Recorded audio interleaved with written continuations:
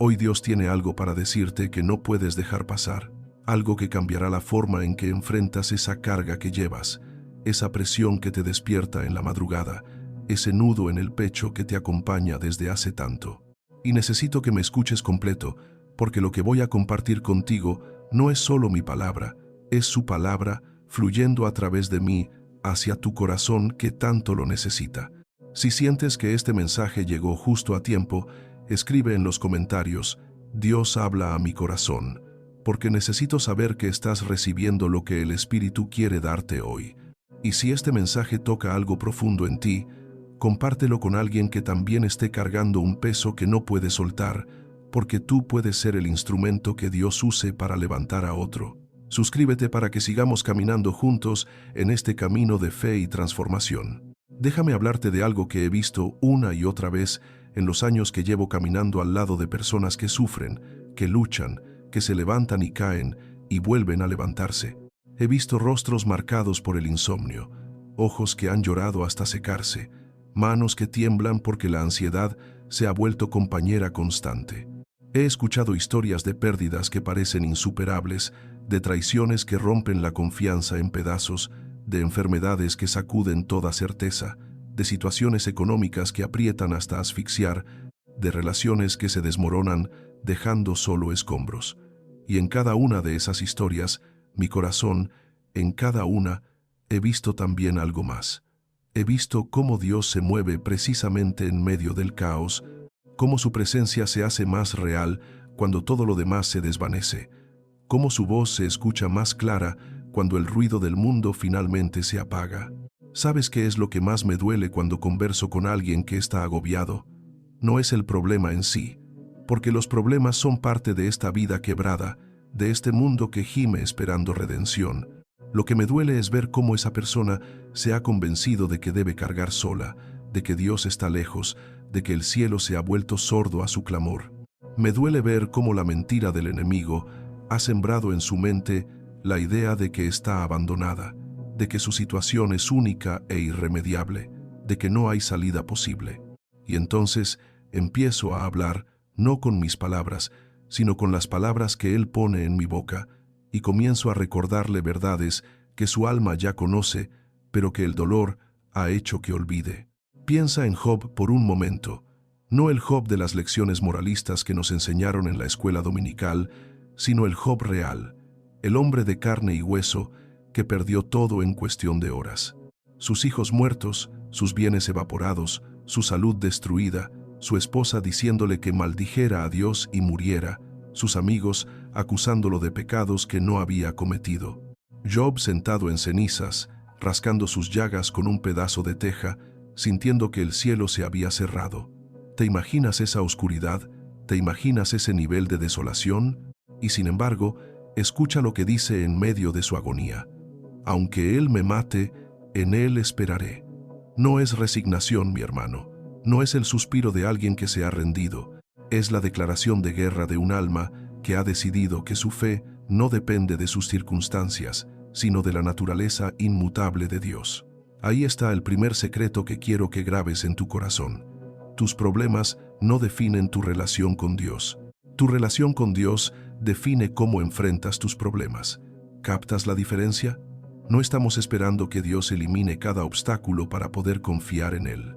Estamos confiando en Él mientras atravesamos los obstáculos, y esa confianza misma se convierte en el poder que nos sostiene. Es como si Dios nos dijera: no te voy a sacar del fuego inmediatamente, pero voy a entrar al fuego contigo, y cuando salgas, ni siquiera olerás a humo. Eso fue lo que pasó con Sadrach, Mesach y Abednego, ¿verdad? El horno tan caliente que mató a los soldados que los echaron dentro, pero ellos caminando tranquilos en medio de las llamas. Y una cuarta figura con ellos, alguien que el rey describe como semejante a un hijo de los dioses. Esa cuarta figura está contigo ahora mismo. Mientras escuchas esto, no estás solo en tu horno, no estás sola en tu valle. Hay una presencia caminando a tu lado que el mundo no puede ver, pero que tu espíritu reconoce cuando te aquietas lo suficiente para sentirla.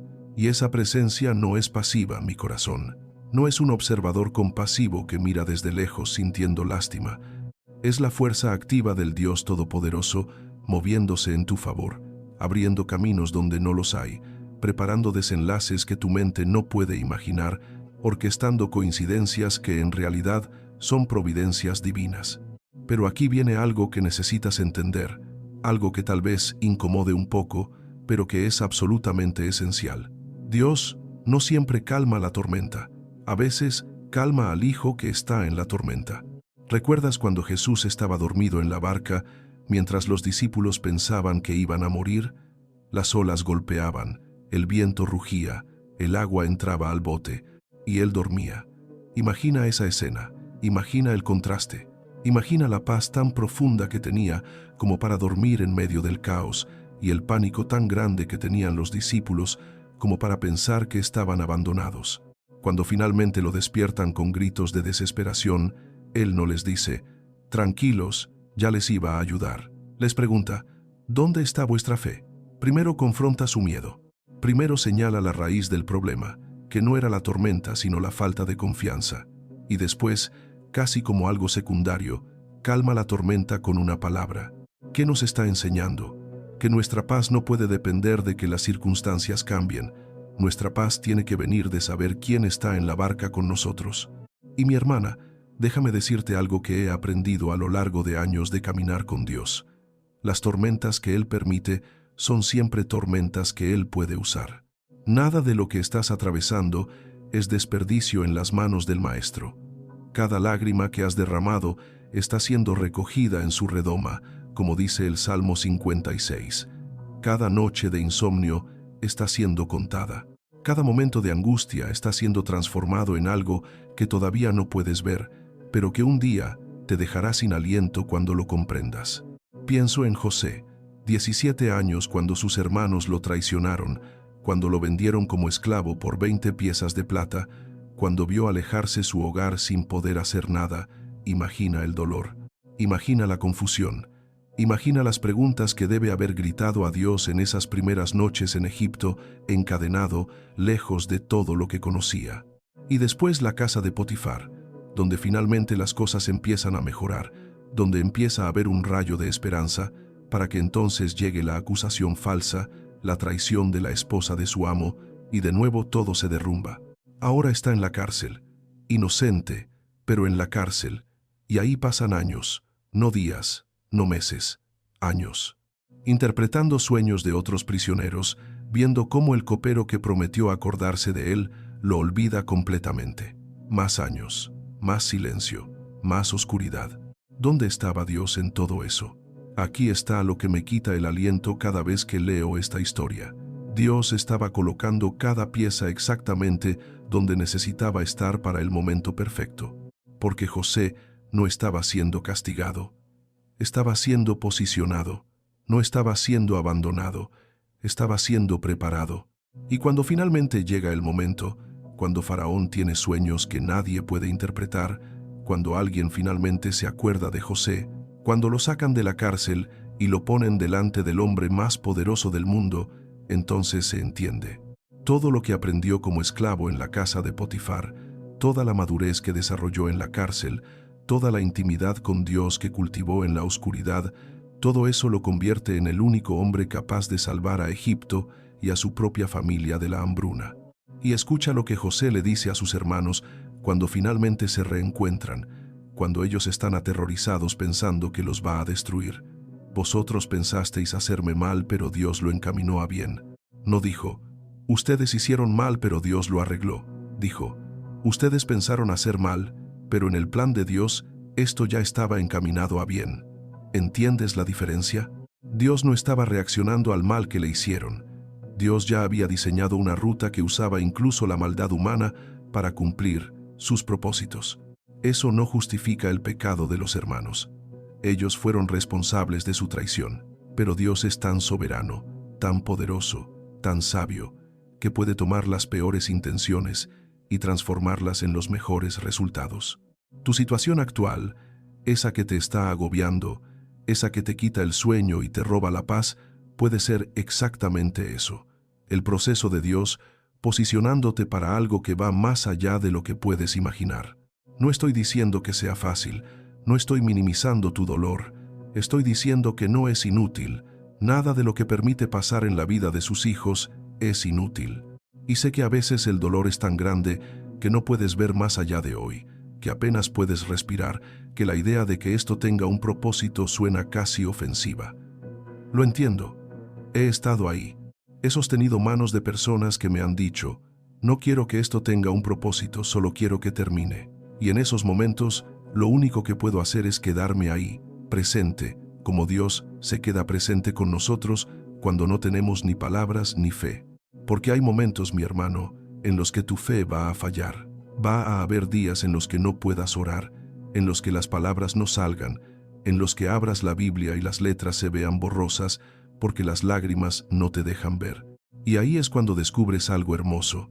La fe de la comunidad te carga. Los hermanos y hermanas que están orando por ti cuando tú no puedes orar. La nube de testigos que te rodea aunque no la veas. El Espíritu mismo intercediendo con gemidos indecibles cuando tú no sabes ni qué pedir. Dios diseñó el cuerpo de Cristo precisamente para esto, para que cuando una parte está débil, las otras la sostengan. No estás solo, nunca estuviste solo, y si te sientes aislado, si te has alejado de la comunidad porque el dolor te hizo cerrarte, déjame decirte con amor, necesitas volver. Necesitas permitir que otros caminen contigo. El enemigo quiere aislarte porque sabe que una brasa sola se apaga, pero muchas brasas juntas mantienen el fuego vivo. Ahora, hablemos de algo práctico, porque la fe no es solo teología bonita, es acción. ¿Cómo afrontas específicamente los problemas con la ayuda de Dios? Primero, necesitas entender que afrontar no significa entender. No vas a comprender todo lo que está pasando. Job nunca supo por qué perdió todo. Nunca escuchó la conversación entre Dios y Satanás. Nunca se le explicó el propósito de su sufrimiento. Terminó el libro con preguntas sin responder, pero con una revelación de Dios tan poderosa que las preguntas dejaron de importar. A veces Dios no nos da explicaciones, nos da su presencia, y resulta que su presencia es más que suficiente. Segundo, necesitas aprender a distinguir entre el problema y la percepción del problema. La mayoría de las veces, lo que te agobia no es solo la situación objetiva, sino la historia que te estás contando sobre esa situación. Los pensamientos que se repiten en tu mente. Nunca voy a salir de esto. Esto va a destruir mi vida. No hay esperanza. Estoy solo. Dios me ha abandonado. Esos pensamientos no son neutros. Son armas. Son fortalezas mentales, como las llama Pablo, que necesitan ser derribadas. ¿Y cómo las derribas?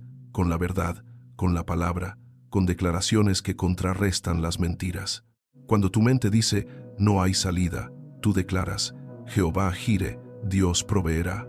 Cuando tu mente dice, estoy solo, tú declaras, nunca te dejaré ni te desampararé. No es pensamiento positivo barato, es guerra espiritual. Es tomar cada pensamiento cautivo a la obediencia de Cristo. Tercero, necesitas practicar la presencia de Dios en medio del problema. No esperar a que el problema se resuelva para buscar a Dios. Esto es clave. El agobio crece cuando sentimos que estamos solos manejando la crisis. Se reduce cuando recordamos que estamos en una conversación constante con el Creador del universo. Hermano Francisco de Asís hablaba de practicar la presencia de Dios en cada momento, en cada tarea, en cada respiro, lavar platos como un acto de adoración, caminar como una oración en movimiento, trabajar consciente de que Dios está justo ahí, observando, guiando, susurrando. Cuando vives así, cuando cultivas esa conciencia, los problemas no desaparecen, pero su peso se distribuye diferente. Ya no estás cargando solo, estás colaborando, trabajando junto con Él.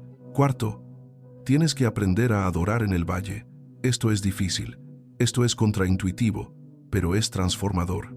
Pablo y Silas en la cárcel de Filipos, con la espalda destrozada por los azotes, los pies en el cepo, en la oscuridad total de la mazmorra interior, ¿qué hacen? Cantan himnos a Dios. No están fingiendo estar bien, no están en negación. Están eligiendo conscientemente dirigir su atención a quién es Dios en lugar de a lo que están sufriendo. ¿Y qué pasa? Un terremoto sacude los cimientos de la cárcel, las puertas se abren, las cadenas se sueltan. No siempre va a ser tan dramático, mi corazón.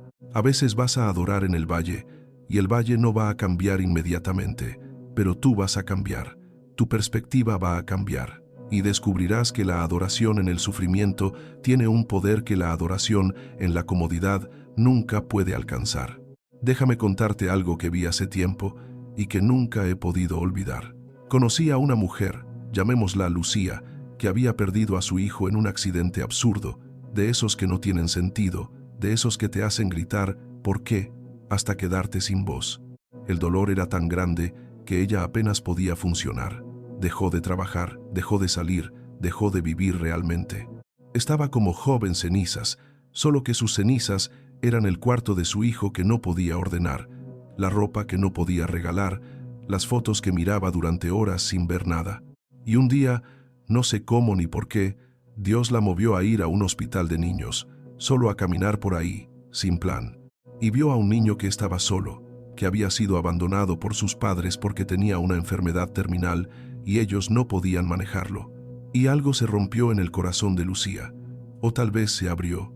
Empezó a visitar a ese niño, después a otros. Empezó a usar su dolor como un puente hacia el dolor de otros. Y con el tiempo, poco a poco, tan despacio que casi no se notaba, empezó a sanar. No olvidó a su hijo, nunca lo olvidaría, pero encontró significado en su pérdida, encontró una forma de honrar a su hijo, ayudando a otros niños, y encontró que Dios puede usar nuestro quebrantamiento como una herramienta para tocar vidas que no sabíamos que necesitaban nuestro toque. Eso es redención. No es que Dios causara el accidente, no es que Dios necesitara que su hijo muriera para que otros niños fueran consolados. Es que Dios puede tomar incluso las tragedias más oscuras y, si se lo permitimos, tejer algo hermoso en medio de los pedazos rotos. 2 Corintios 1 lo dice claramente: Dios nos consuela en todas nuestras tribulaciones para que nosotros podamos consolar a los que están en cualquier tribulación, con el consuelo con que nosotros somos consolados por Dios. Tu dolor no te descalifica del ministerio, tu dolor te califica de una manera única. Las personas que están pasando por lo que tú ya pasaste necesitan escuchar tu voz, necesitan saber que es posible sobrevivir, necesitan ver la evidencia viviente de que Dios es fiel incluso cuando todo se derrumba. Pero volvamos a ti, a tu situación específica. Tal vez es una crisis económica, las deudas apilándose, las cuentas sin poder pagar, la vergüenza de tener que pedir ayuda, el miedo constante de perderlo todo. Escúchame, Dios no está sorprendido por tu situación financiera. Él sabía que ibas a estar aquí antes de que tú nacieras. Y quiero que sepas algo que cambia todo. Tu valor no está en tu cuenta bancaria. Tu identidad no está en tu capacidad de proveer. Eres hijo del rey, heredero del reino, y eso no cambia aunque te quedes sin un centavo. Ahora, eso no significa que Dios no se preocupa por tus necesidades materiales. Claro que se preocupa. Jesús enseñó sobre el Padre que alimenta a las aves del cielo y viste a los lirios del campo, y después preguntó: ¿no sois vosotros de mucho más valor que ellas? Dios va a proveer. Tal vez no de la forma que esperas, tal vez no en el tiempo que quieres, pero va a proveer. He visto provisiones milagrosas, he visto cheques llegar por correo de personas que ni sabían de la necesidad. He visto empleos aparecer en el último momento, he visto deudas canceladas sobrenaturalmente, pero también he visto algo más. He visto a Dios usar la escasez para enseñar dependencia, para romper ídolos de autosuficiencia, para crear una intimidad que la prosperidad nunca hubiera producido. En el desierto, cuando Israel no tenía nada, Dios mandaba maná cada mañana. Cada mañana. No podían almacenarlo, no podían planear para la semana. Tenían que confiar día a día, recogiendo solo lo suficiente para ese día. ¿Y sabes qué? Esa dependencia diaria es exactamente lo que Jesús nos enseñó a orar. El pan nuestro de cada día, dánoslo hoy. No el pan del mes, no el plan de retiro asegurado, el pan de hoy. Porque cuando vives en ese lugar de dependencia constante, nunca te olvidas de quién es tu fuente verdadera. O tal vez tu problema es una enfermedad. El cuerpo que te está fallando, el diagnóstico que te asustó, el tratamiento que te está agotando, la incertidumbre de no saber cuánto tiempo te queda o si vas a sanar. Mi hermano, mi hermana, esto es pesado.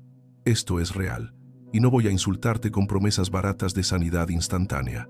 Dios puede sanar, Dios sana.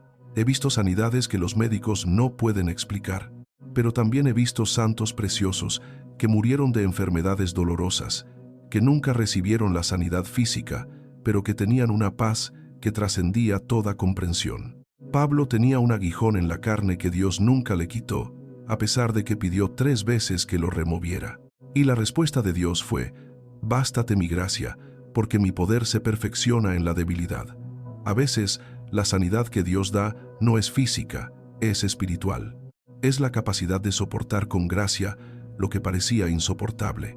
Es el testimonio poderoso de alguien que sufre pero no pierde la fe, que camina por el valle de sombra de muerte pero no teme mal alguno. Joni Eareckson. Tada ha estado en silla de ruedas desde adolescente por un accidente de clavado. Décadas de parálisis. Y ella te dirá que en esa silla encontró a Dios de una manera que nunca hubiera encontrado caminando. No está contenta de estar paralizada. Pelea contra el dolor crónico cada día, pero ha aprendido que Dios no desperdicia nuestro sufrimiento, que puede usarlo de formas que jamás imaginaríamos. Tu enfermedad puede ser el púlpito desde el cual Dios proclama su fidelidad. Tu debilidad puede ser el lienzo donde Él pinta su suficiencia. No porque Él causó la enfermedad, sino porque Él puede usarla. O quizás tu agobio es relacional, un matrimonio que se está deshaciendo, un hijo que se alejó, un amigo que te traicionó, una familia fracturada. Relaciones rotas son tal vez los dolores más profundos porque nos tocan en el núcleo de quienes somos. Fuimos creados para conexión, para intimidad, para pertenecer. Y cuando eso se rompe, sentimos que una parte de nosotros se muere. Dios lo entiende. Dios sabe lo que es ser traicionado por los que amas. Judas lo vendió. Pedro lo negó. Los discípulos lo abandonaron en su momento más oscuro. Jesús en Getsemaní, sudando gotas de sangre, rogándoles a Pedro, Jacobo y Juan que se quedaran despiertos con él aunque fuera 1 hora, y ellos se durmieron. 3 veces se durmieron. Imagina esa soledad, imagina ese dolor. Y sin embargo, después de la resurrección, ¿qué hace Jesús? Restaura. Pedro, el que lo negó 3 veces, recibe 3 oportunidades de declarar su amor. ¿Me amas? Sí, Señor, tú sabes que te amo. Y después, apacienta mis ovejas. Restauración completa. Tomás, el que dudó, no es rechazado sino invitado. Pon tu dedo aquí y mira mis manos, y acerca tu mano y métela en mi costado. Dios no abandona a los que dudan. Dios no descarta a los que fallan. Dios restaura, Dios redime, Dios sana incluso las relaciones que parecían completamente muertas. No siempre, no todas. Algunas relaciones necesitan terminar porque son tóxicas o abusivas, y Dios no te pide que permanezcas en abuso, pero muchas relaciones que creemos perdidas pueden ser restauradas si ambas partes están dispuestas a permitir que Dios entre al medio. ¿Cómo se ve eso prácticamente? Empieza con perdón. No el perdón fácil que minimiza el dolor y dice, no pasa nada. El perdón difícil que reconoce, lo que me hiciste estuvo mal, me lastimó profundamente, no lo merecía, pero elijo liberarte de mi deseo de venganza y pongo esto en las manos de Dios. Es un proceso, no es un evento de una sola vez.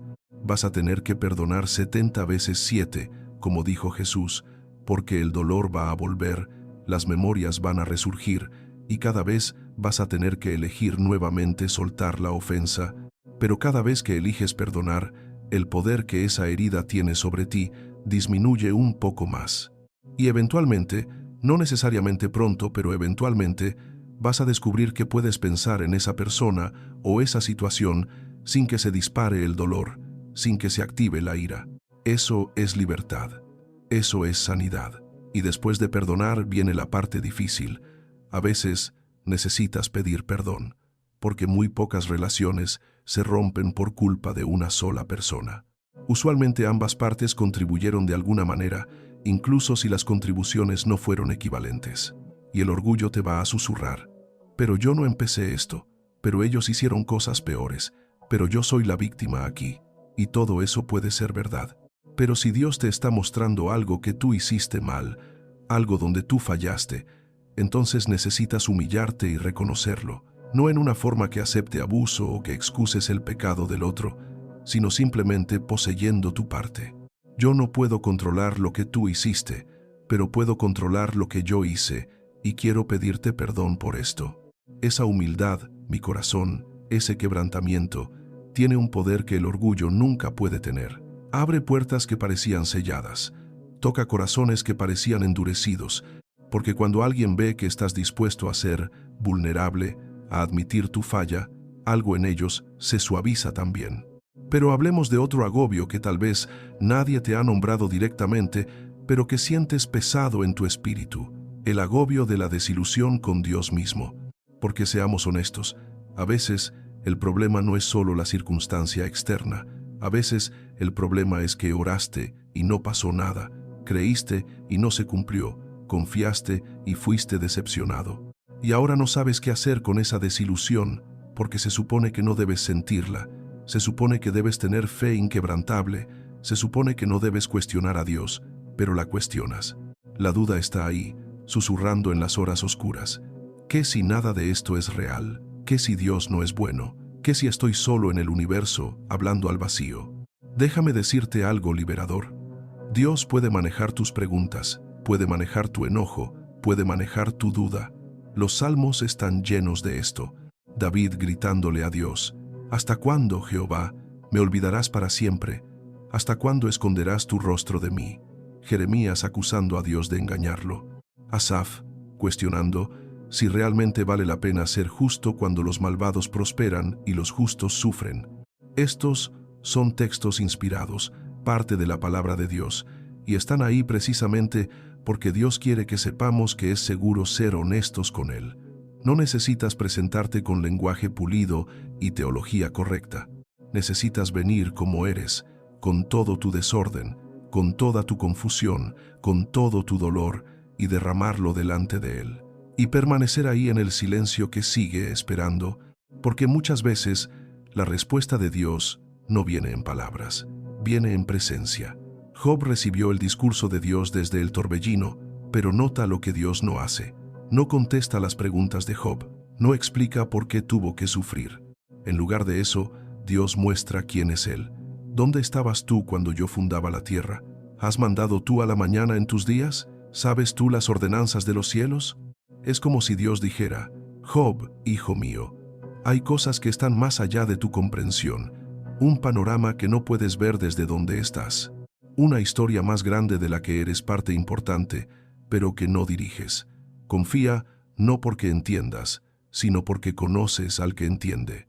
Y Job, confrontado con la majestad y el misterio de Dios, responde: de oídas te había oído, mas ahora mis ojos te ven. Su sufrimiento lo llevó a una revelación de Dios que nunca hubiera tenido de otra manera.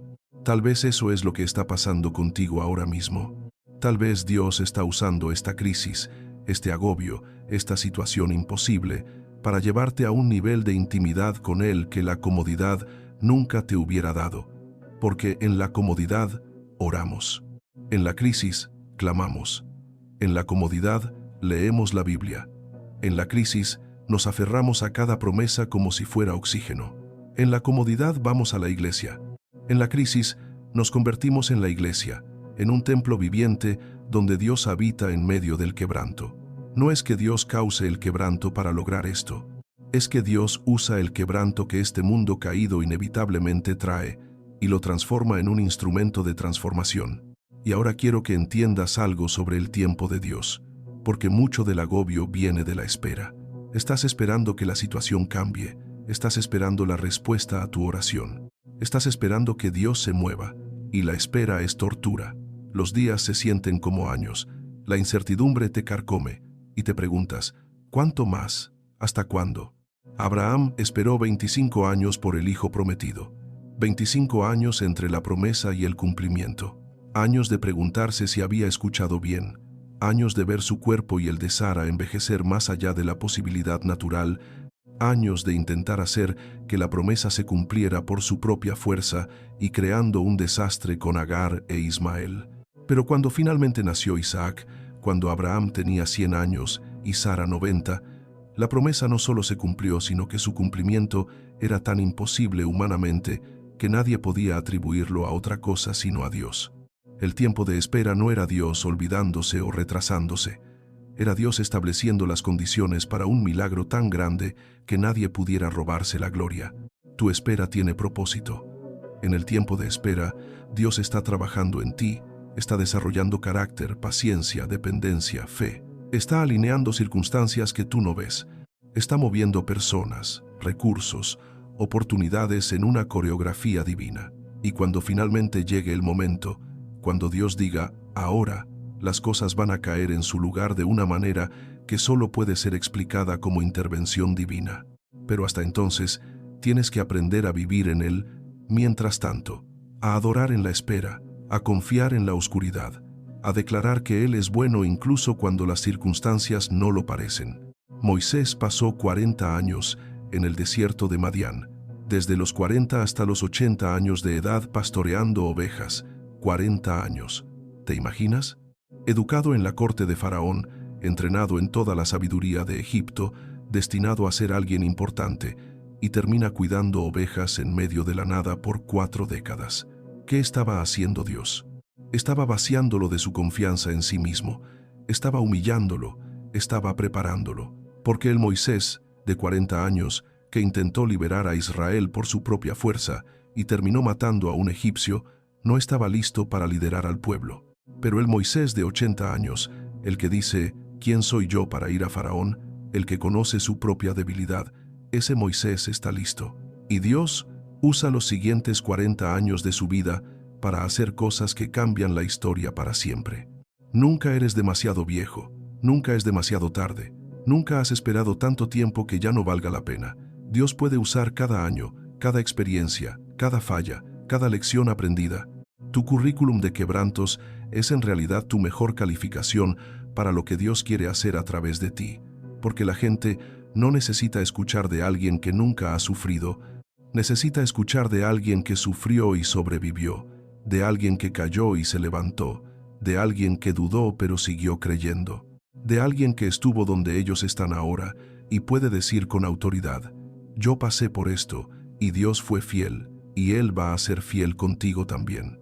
Ahora hablemos de algo muy práctico y muy importante, cómo tu cuerpo físico afecta tu capacidad de enfrentar problemas.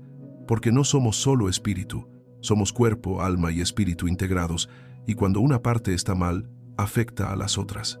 Si no has dormido bien, si no estás comiendo adecuadamente, si no te mueves, si estás consumiendo sustancias que afectan tu química cerebral, todo eso va a hacer que los problemas se sientan más grandes de lo que son y que tu capacidad de manejarlos se sienta más pequeña de lo que es. No es falta de fe reconocer que necesitas cuidar tu cuerpo. Tu cuerpo es templo del Espíritu Santo, como dice Pablo. Dios te dio ese cuerpo como el vehículo para tu vida y tu ministerio en esta tierra. Honrarlo no es vanidad, es mayordomía. Si estás agobiado, revisa. ¿Cuándo fue la última vez que dormiste bien una noche completa? ¿Estás comiendo comida real o solo sobreviviendo de lo que encuentras rápido? ¿Cuándo saliste a caminar, a mover tu cuerpo, a respirar aire fresco? Estas cosas suenan mundanas, pero tienen un impacto enorme en tu salud mental y emocional. Elías, después de su gran victoria en el Monte Carmelo, después de ver fuego caer del cielo y a los profetas de Baal destruidos, corre aterrorizado por la amenaza de Jezabel y termina bajo un enebro queriendo morirse. Está deprimido, desesperado, listo para rendirse. ¿Y qué hace Dios? No le da un sermón, no lo regaña por su falta de fe. Le manda un ángel que lo deja dormir, le cocina comida, lo alimenta, lo deja dormir otra vez y lo vuelve a alimentar. Solo después de que el cuerpo de Elías está descansado y nutrido, Dios empieza a ministrar a su espíritu, primero lo físico, porque Dios creó esa conexión y la respeta. Así que, si estás en medio de un problema agobiante y además no has cuidado tu cuerpo, parte de tu estrategia espiritual necesita incluir aspectos muy físicos: dormir mejor, comer mejor, moverte más. Tal vez necesitas ver a un doctor, tal vez necesitas medicación para la ansiedad o la depresión, y eso no es falta de fe, es sabiduría. Dios creó la medicina, Dios les dio conocimiento a los médicos. Usar sus servicios no es confiar menos en Dios, es usar los recursos que Dios proveyó. Ora para que Dios guíe a los médicos, ora para que la medicina funcione, pero usa la medicina. Santiago dice que si alguien está enfermo, llame a los ancianos para que oren y lo unjan con aceite. Nota que dice, y lo unjan con aceite. El aceite en ese tiempo tenía propiedades medicinales. Era lo que usaban para tratar heridas. Entonces, desde el principio, la iglesia estaba combinando oración con medicina. No es uno u otro, es ambos trabajando juntos. Y mientras cuidas tu cuerpo, también necesitas cuidar tu mente. Lo que consumes mentalmente importa tanto como lo que consumes físicamente. Si estás constantemente viendo noticias que te llenan de miedo y ansiedad, si estás en redes sociales comparando tu vida con las vidas editadas de otros, si estás consumiendo entretenimiento que alimenta pensamientos oscuros o destructivos, todo eso está envenenando tu mente y haciendo más difícil enfrentar tus problemas reales. Pablo dice, todo lo que es verdadero, todo lo honesto, todo lo justo, todo lo puro, todo lo amable, todo lo que es de buen nombre, si hay virtud alguna, si algo digno de alabanza, en esto pensad. No es ignorar la realidad, es elegir intencionalmente dónde pones tu enfoque. Hay un ejercicio que recomiendo mucho cuando alguien está agobiado y su mente está en una espiral negativa. Es simple pero poderoso. Cada día, antes de dormir, escribe 3 cosas específicas por las que estás agradecido ese día. No pueden ser cosas genéricas como mi familia o mi salud. Tienen que ser específicas. El abrazo que me dio mi hija esta mañana, el café que estuvo perfecto, el rayo de sol que entró por la ventana en ese momento exacto cuando más lo necesitaba. 3 cosas cada día. Lo que esto hace es entrenar tu cerebro para buscar lo bueno, porque cuando estamos en crisis, nuestra mente naturalmente se enfoca en lo malo, en lo que falta, en lo que está mal. Es un mecanismo de supervivencia, pero si solo nos enfocamos ahí, nos ahogamos. Entrenar tu mente para notar lo bueno que todavía existe, las pequeñas misericordias de Dios que aparecen cada día, eso cambia tu química cerebral. Literalmente, se ha estudiado científicamente. La gratitud reduce el cortisol, aumenta la serotonina, mejora el sueño, fortalece el sistema inmune. Dios diseñó nuestros cerebros de tal manera que la gratitud nos sana, y las Escrituras nos lo han estado diciendo todo el tiempo. Dad gracias en todo. No por todo, porque no estamos agradecidos por la tragedia en sí, pero en todo, en medio de todo, encontrando razones para dar gracias. Pero ahora quiero ir más profundo contigo. Quiero hablar de algo que pocas veces se menciona, pero que es absolutamente crucial: la necesidad de lamentarse. La cultura cristiana muchas veces nos dice que debemos estar siempre gozosos, siempre positivos, siempre declarando victoria, y hay verdad en eso. Pero también hay un libro completo en la Biblia llamado Lamentaciones. Hay salmos enteros de lamento. Hay un espacio sagrado para el duelo, para el dolor, para las lágrimas. Jesús lloró. Jesús, el Hijo de Dios, parado frente a la tumba de su amigo Lázaro, sabiendo que en minutos lo iba a resucitar, lloró de todos modos, porque el dolor es real, la pérdida es real, y Dios no te pide que finjas que no te duele. Si has experimentado pérdida, traición, fracaso, enfermedad, injusticia, necesitas darte permiso para lamentarte, para sentir todo el peso de lo que perdiste, para llorar lo que murió, porque solo cuando realmente te lamentas puedes eventualmente sanar. Si te saltas el lamento, si entierras el dolor y tratas de seguir adelante con una sonrisa forzada, ese dolor no desaparece. Se queda ahí bajo la superficie, envenenándote desde adentro. Tienes que sacarlo, tienes que confrontarlo, y la forma de hacer eso es llevándolo delante de Dios, no con lenguaje bonito, sino con honestidad brutal. Dios, esto es horrible, esto es injusto, esto me está matando, no entiendo por qué, estoy enojado, estoy asustado, estoy roto. Di todo eso, grita si necesitas gritar, llora hasta que no te queden lágrimas. Dios puede manejarlo. Él no es un Dios frágil que necesita que lo protejas de tus emociones verdaderas. Y después del lamento viene algo hermoso, el consuelo. No inmediatamente. El lamento necesita su tiempo. Pero eventualmente, si te quedas en la presencia de Dios durante tu lamento, vas a empezar a sentir su consuelo. Tal vez es una paz inexplicable que desciende sobre ti. Tal vez es un versículo que salta de la página directamente a tu corazón. Tal vez es la voz suave del Espíritu susurrando: estoy aquí, no te he dejado, vas a estar bien. Tal vez es la presencia de un amigo que llama justo en el momento correcto, con exactamente las palabras que necesitabas. Dios consuela de 1000 maneras diferentes. Pero primero tienes que estar lo suficientemente quieto, lo suficientemente abierto para recibir ese consuelo. Isaías 61 es uno de los pasajes más hermosos sobre esto. Es la profecía que Jesús leyó en la sinagoga al inicio de su ministerio. El Espíritu del Señor está sobre mí, porque me ha ungido para anunciar buenas nuevas a los pobres. Me ha enviado para proclamar libertad a los cautivos y dar vista a los ciegos, para poner en libertad a los oprimidos, para proclamar el año del favor del Señor. Pero si sigues leyendo el capítulo completo en Isaías, dice que Él vino a ordenar que a los afligidos de Sión se les dé gloria en lugar de ceniza, óleo de gozo en lugar de luto, manto de alegría en lugar del espíritu angustiado. Nota la secuencia: gloria en lugar de ceniza, gozo en lugar de luto, alegría en lugar de angustia. Es un intercambio. Traes tu ceniza, Él te da gloria. Traes tu luto, Él te da gozo. Traes tu angustia, Él te da alegría. Pero tienes que traer lo que tienes. No puedes fingir que no tienes ceniza y esperar recibir gloria. El intercambio requiere honestidad. Esto me recuerda a la mujer con flujo de sangre que tocó el borde del manto de Jesús. 12 años sangrando, 12 años de ser considerada impura, 12 años de aislamiento social, 12 años de gastar todo su dinero en médicos que no pudieron ayudarla, desesperada, agotada, sin opciones. Y escucha que Jesús está pasando por el pueblo. Se abre paso entre la multitud, sabiendo que si alguien la reconoce, la van a sacar porque es impura, arriesgando todo, y logra tocar el borde de su manto, y siente en su cuerpo que quedó sana instantáneamente. Pero Jesús se detiene. Pregunta: ¿quién me tocó? Los discípulos están confundidos. Hay una multitud apretándose contra él. ¿Qué quieres decir con quién te tocó?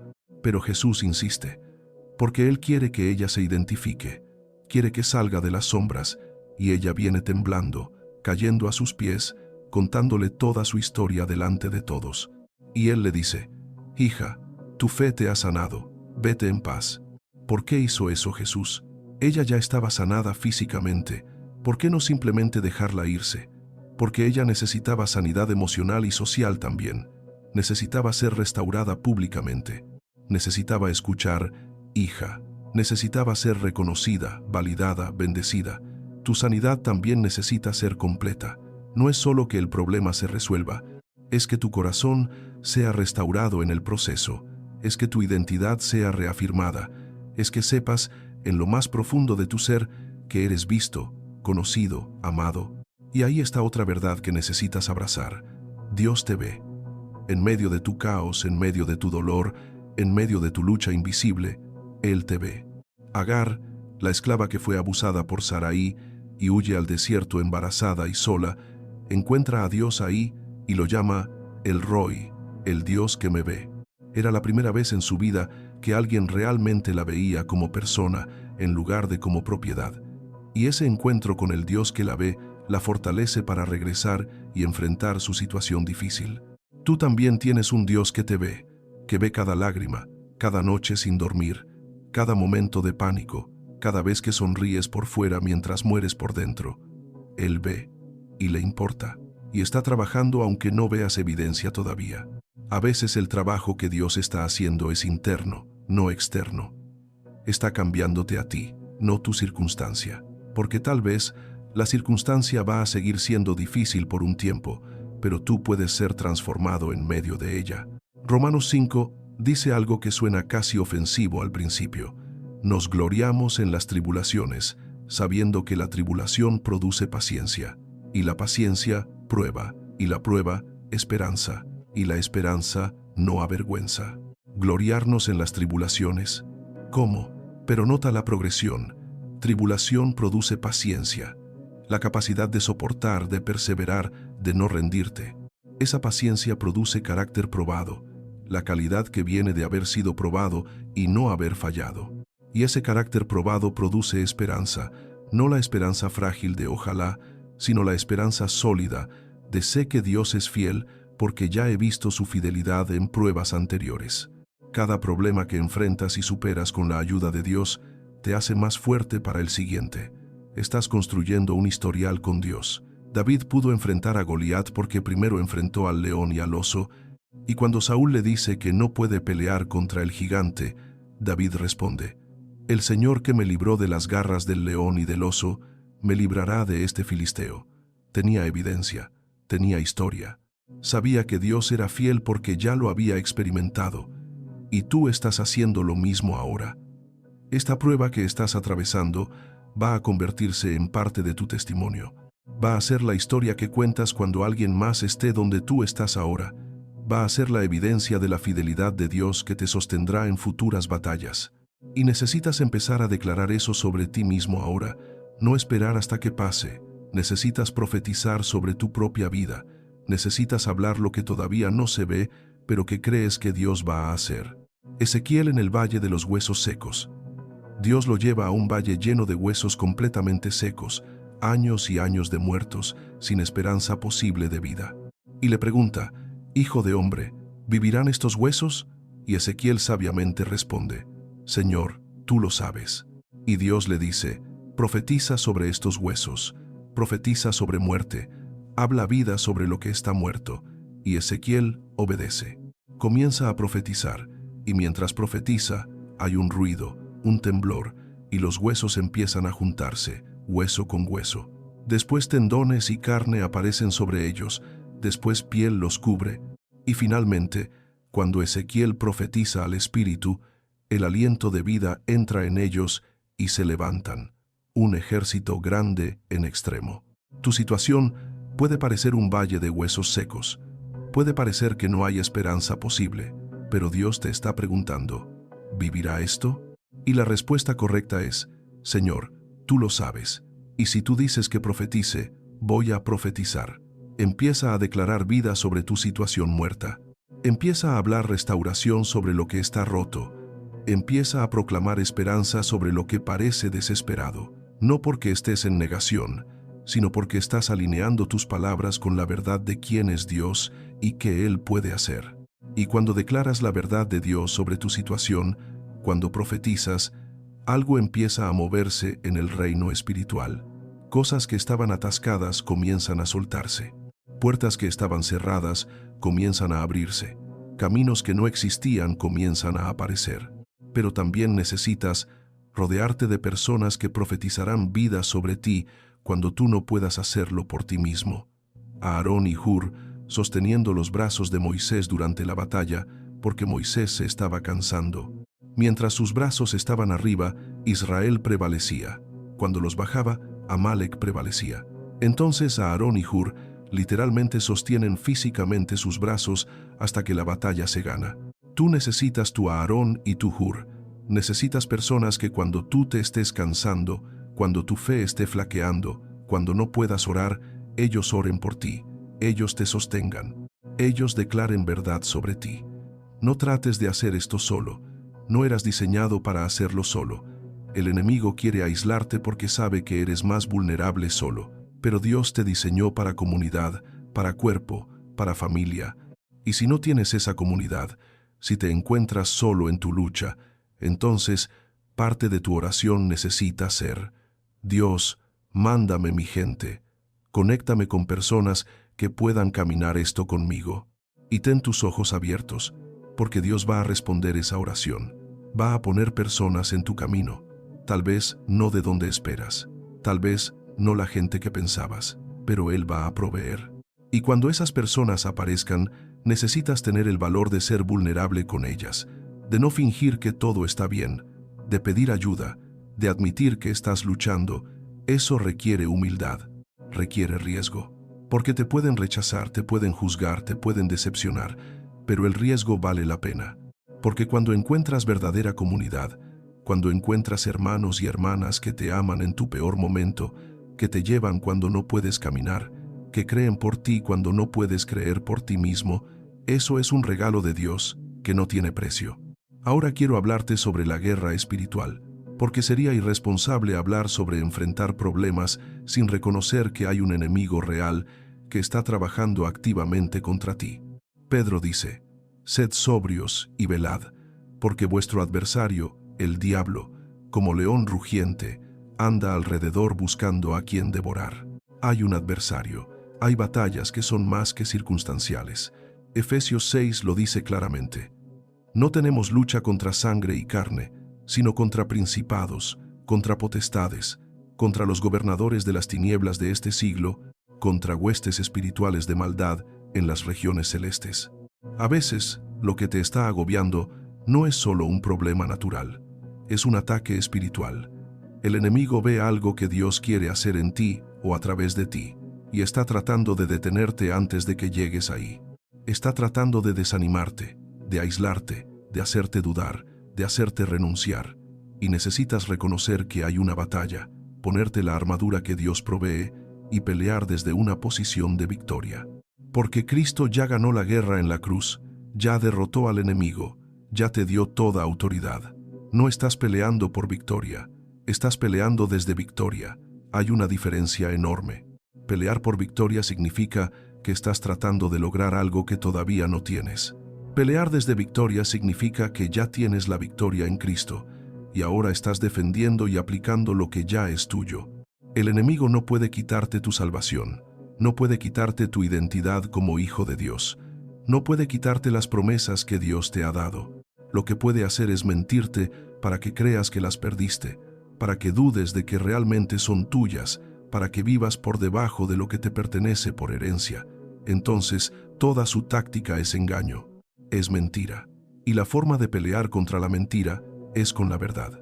Cuando el enemigo susurra, estás solo, tú declaras: nunca te dejaré ni te desampararé.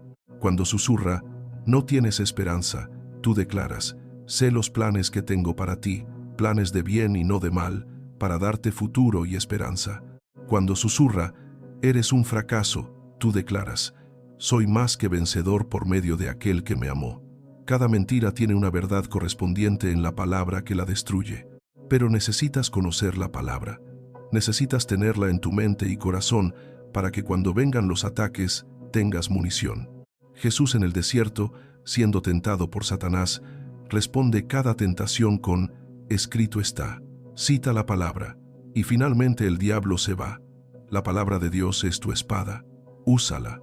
Pero también necesitas el escudo de la fe, porque el enemigo va a lanzar dardos de fuego, dudas, temores, acusaciones, tentaciones. Y si no tienes el escudo arriba, esos dardos van a penetrar y hacer daño.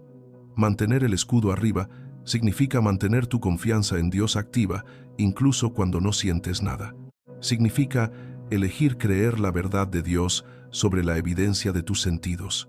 Significa decir: aunque no veo movimiento, aunque no siento su presencia, aunque todo parece indicar lo contrario, yo creo que Dios es bueno, que Él está conmigo, que Él está trabajando.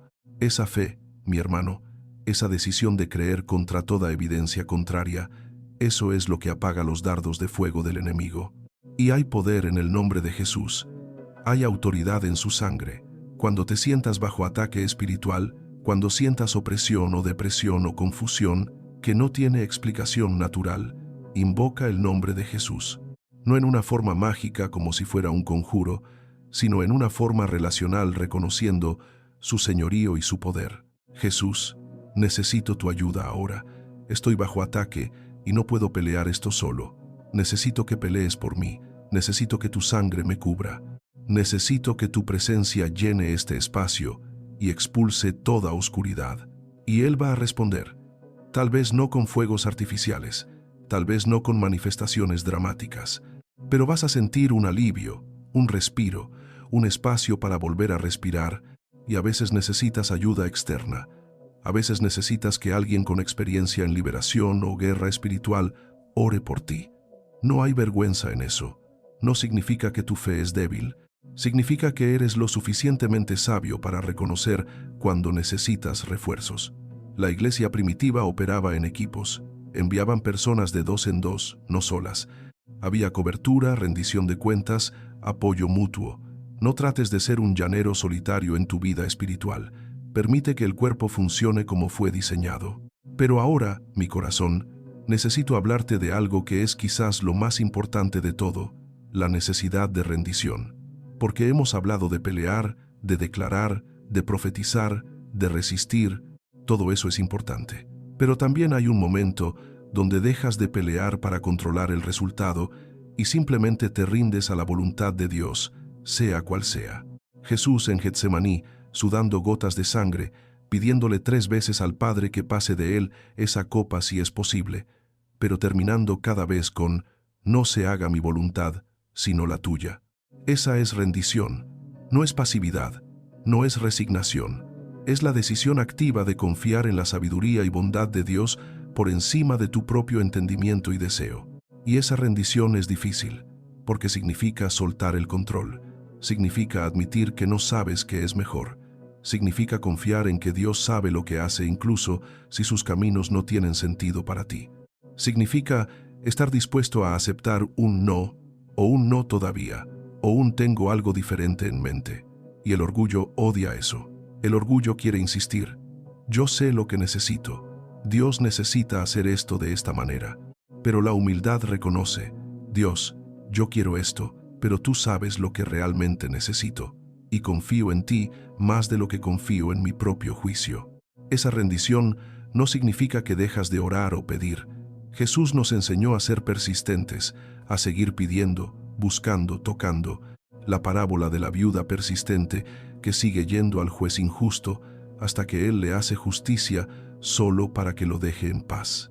Y Jesús dice, si incluso un juez injusto responde a la persistencia, ¿cuánto más un Padre amoroso? Entonces sigue pidiendo, sigue clamando, sigue presentando tu caso delante de Dios. Pero haz todo eso con las manos abiertas, no con puños cerrados, con un corazón que dice, esta es mi petición, pero lo que sea que tú decidas, lo voy a recibir y confiar que es lo mejor. Y cuando llegas a ese lugar de rendición, algo extraño sucede. La paz que sobrepasa todo entendimiento, como la describe Pablo, paz que no tiene sentido dado lo que estás atravesando, paz en medio de la tormenta, paz que no depende de que las circunstancias cambien, porque has descansado en Dios. Has soltado la carga de tener que resolver todo, has permitido que Él sea Dios, mientras tú simplemente eres su hijo.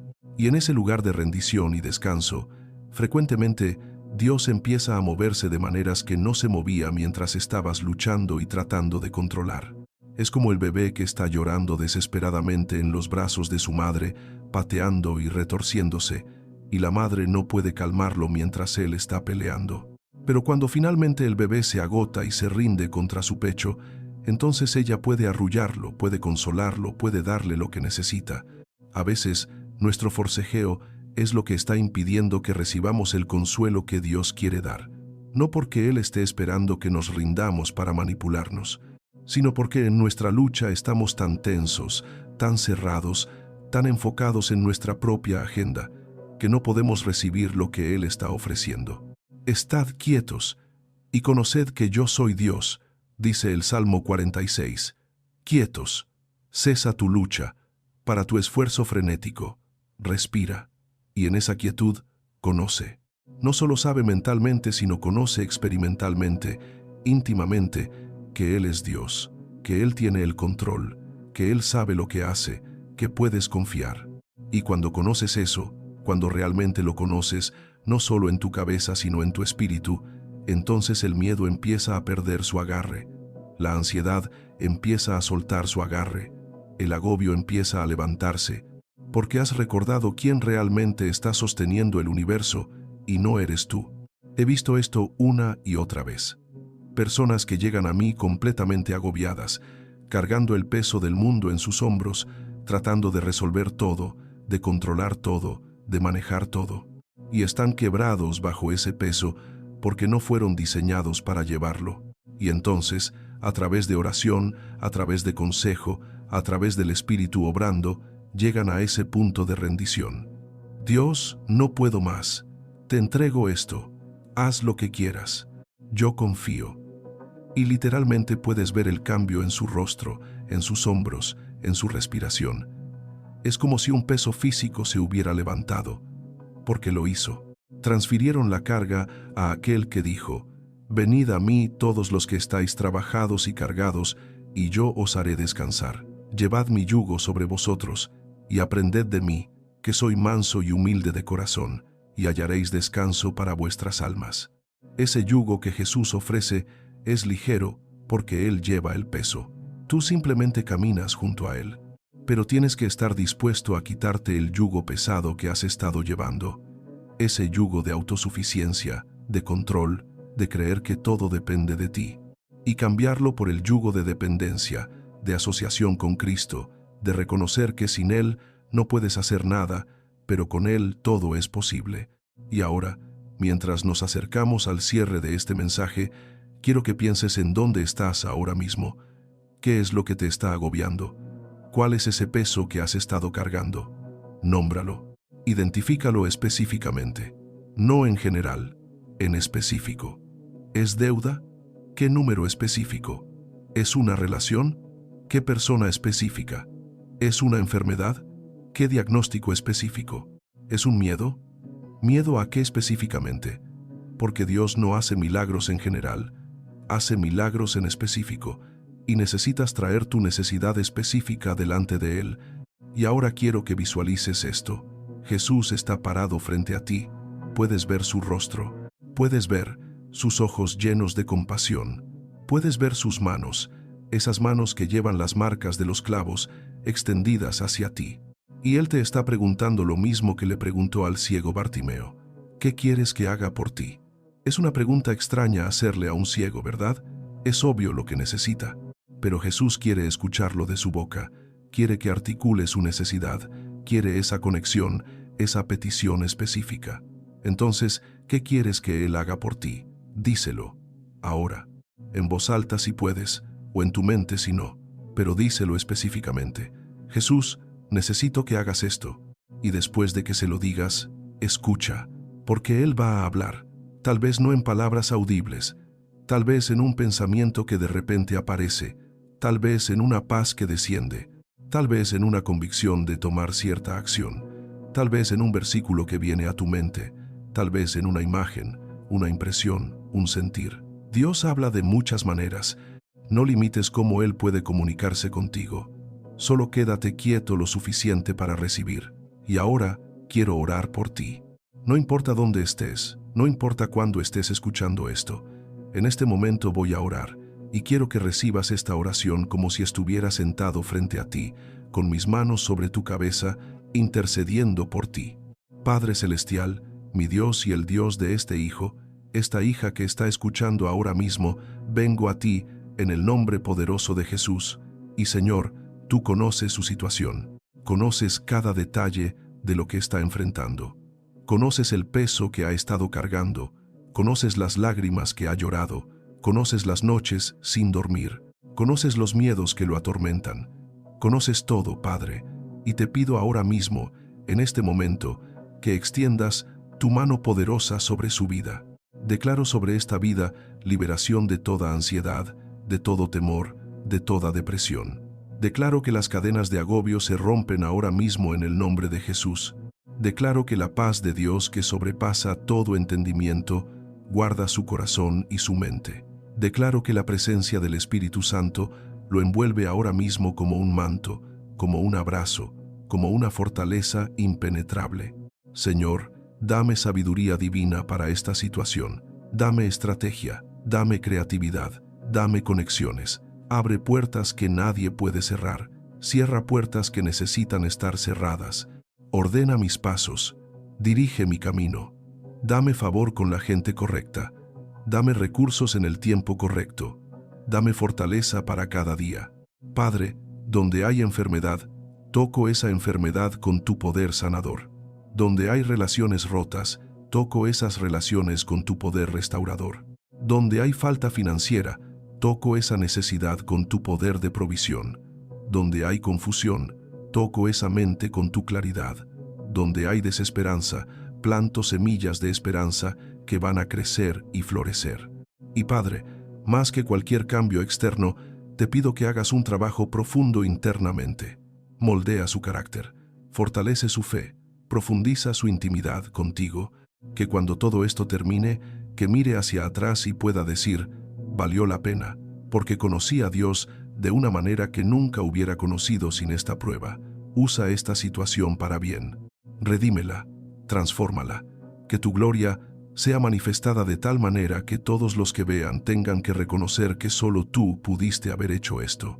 Y declaro esto por fe, creyendo que tú estás obrando ahora mismo, que tú estás moviendo montañas, que tú estás abriendo caminos en el desierto y ríos en la tierra seca. Te doy gracias anticipadamente por la victoria que viene. Te doy gracias por tu fidelidad. Te doy gracias porque tú eres bueno y tu misericordia es para siempre. En el nombre poderoso de Jesús. Amén y amén. Hermano o hermana, me estoy acercando al final de este mensaje y quiero dejarte con algunas palabras finales que quiero que lleves contigo. Has escuchado durante largo rato. Has permitido que Dios hable a tu corazón. Y espero, oro, creo que algo cambió en ti mientras escuchabas. Tal vez todavía no ves cambios externos, pero internamente algo se movió, algo se soltó, algo se alineó.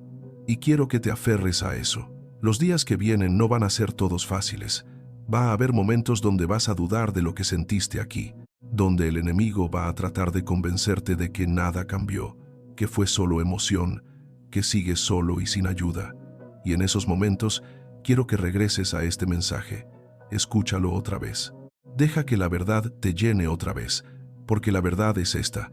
Dios está contigo, no por un momento, no hasta que las cosas se pongan difíciles, siempre, todos los días, cada momento, en cada batalla, en cada lágrima, en cada victoria y en cada derrota. Él está contigo. Y Él no solo está contigo como un observador, está contigo como tu defensor, tu proveedor, tu sanador, tu libertador, tu refugio, tu fortaleza, tu paz, tu esperanza. Todos los nombres de Dios que se revelan a través de las Escrituras son tuyos para reclamar. Jehová Jireh, el que provee. Jehová Rafa, el que sana. Jehová Nisi, tu bandera de victoria. Jehová Shalom, tu paz. Cada uno de esos nombres es una promesa. Cada uno es un aspecto de su carácter que Él pondrá a trabajar en tu favor. No estás peleando una batalla perdida. Ya ganaste en Cristo. Ahora simplemente estás caminando en esa victoria, aplicándola, viviéndola día a día. Y cada día que eliges confiar, que eliges creer, que eliges obedecer incluso cuando no entiendes, estás avanzando. No siempre va a sentirse como progreso. A veces va a sentirse como estás retrocediendo, pero Dios ve el cuadro completo. Él ve dónde estabas, dónde estás y dónde vas a estar. Y Él te asegura, la obra que comenzó en ti la va a completar. No la va a dejar a medias. No se va a cansar de ti. No te va a abandonar en medio del proceso. Filipenses 1:6 lo dice claramente. Estando persuadido de esto, que el que comenzó en vosotros la buena obra, la perfeccionará hasta el día de Jesucristo. Esa es una promesa que puedes llevar al banco celestial. Si Dios empezó algo en tu vida, lo va a terminar. Si te llamó, te va a capacitar. Si te prometió, lo va a cumplir. Porque Dios no es hombre para mentir, ni hijo de hombre para arrepentirse. Él dijo, y no hará, habló, y no lo ejecutará. Entonces ahora, quiero que tomes una decisión. Quiero que en este momento elijas creerle a Dios por encima de tus circunstancias. Que elijas confiar por encima de tu miedo. Que elijas adorar por encima de tu dolor. Es una decisión, no es un sentimiento. Los sentimientos van a subir y bajar, pero las decisiones son fundamentos sólidos sobre los cuales puedes construir. Decide ahora, voy a confiar en Dios. Pase lo que pase, tarde lo que tarde, cueste lo que cueste. Voy a confiar. Y ahora quiero que hagas algo conmigo. Quiero que repitas esta declaración en voz alta, con fe, con convicción. Esta es tu declaración de guerra contra el miedo, contra la duda, contra el agobio. Esta es tu línea en la arena. Di esto conmigo. Yo declaro que Dios está conmigo y yo estoy con Dios. No estoy solo, no estoy abandonado, no estoy sin ayuda. El Dios Todopoderoso es mi Padre, Jesús es mi Señor y Salvador, el Espíritu Santo es mi consolador y guía, y juntos nada es imposible. Los problemas que me agobian no tienen la última palabra. Dios tiene la última palabra, y su palabra sobre mi vida es buena, es de esperanza, es de futuro, es de victoria. Entonces yo elijo creer, yo elijo creer, yo elijo confiar. Yo elijo caminar por fe y no por vista. Declaro que mayor es el que está en mí que el que está en el mundo. Declaro que todo obra para mi bien, porque amo a Dios y soy llamado conforme a su propósito. Declaro que ninguna arma forjada contra mí prosperará. Declaro que Dios pelea por mí mientras yo permanezco en reposo. Declaro que mi fe no está en la sabiduría de los hombres, sino en el poder de Dios. Y declaro que veré la bondad de Jehová en la tierra de los vivientes, no mañana en el cielo. Aquí, ahora, en esta vida, veré su fidelidad, veré su provisión, veré su sanidad, veré su restauración. Lo declaro, lo creo. Y así será, en el nombre de Jesús. Amén. Ahí está tu declaración, mi corazón. Esas palabras no son magia, son armas. Son verdades que cuando las declaras con fe, cambian la atmósfera espiritual a tu alrededor. Repítelas cada día, especialmente en los días oscuros, cuando no sientes nada, porque tus sentimientos van a mentirte, pero la palabra de Dios siempre dice verdad. Y ahora, antes de cerrar, quiero pedirte algo. Si este mensaje tocó tu corazón, si sentiste que Dios te habló directamente, no te lo quedes solo para ti, compártelo. Hay alguien en tu círculo, en tu familia, en tus contactos, que necesita escuchar exactamente esto hoy. Tal vez ni siquiera sabes quién es, pero el Espíritu Santo lo sabe. Compártelo y confía en que Dios lo va a usar para tocar a quien necesita ser tocado. Y suscríbete a este canal, únete a esta comunidad de fe, porque vamos a seguir caminando juntos, fortaleciéndonos unos a otros, recordándonos la fidelidad de Dios cuando las tormentas vengan. No estás solo, somos familia, y en familia nos cuidamos, nos sostenemos, nos levantamos. Que la gracia de nuestro Señor Jesucristo, el amor de Dios Padre y la comunión del Espíritu Santo estén contigo, ahora y siempre.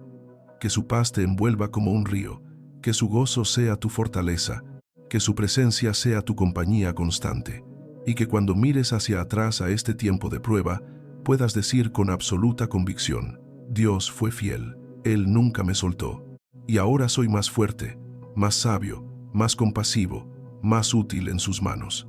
Ve en paz, hijo amado, ve en paz, hija preciosa, no con la paz que el mundo da, que depende de las circunstancias, sino con la paz que Cristo da, que permanece incluso en la tormenta. Esa paz es tuya, tómala, vive en ella, y compártela con todos los que encuentres en tu camino. Hasta que nos volvamos a encontrar, que Dios te bendiga y te guarde, que haga resplandecer su rostro sobre ti y tenga de ti misericordia. Que Dios alce sobre ti su rostro y ponga en ti paz. Amén.